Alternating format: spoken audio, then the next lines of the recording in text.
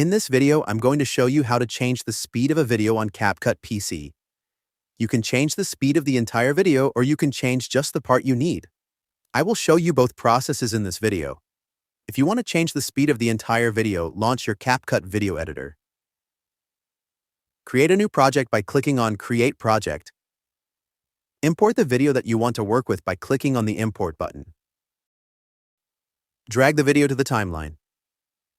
In the top right menu, click on Speed. Here you can change the speed however you like. You can increase the speed or decrease the speed. CapCut also allows changing the speed according to curves. Click on the Curves button. There are a number of templates available here. You can choose any one of them. You can also customize your own curve by clicking on Custom. Now customize the curve however you like. If I play the video from the start, you can see that the video is speeding according to my curve. Now, if you want to change the speed of one specific part, import the video just like before. Drag the video to the timeline.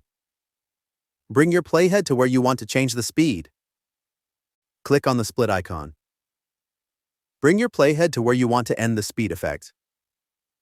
Click on the split icon again. Now we have three parts of this video.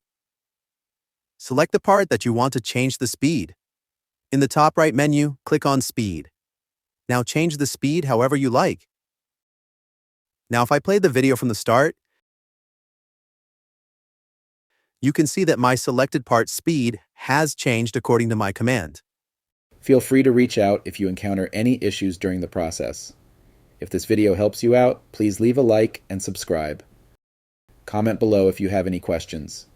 If you need further assistance, consider hiring a professional using the link in this video below.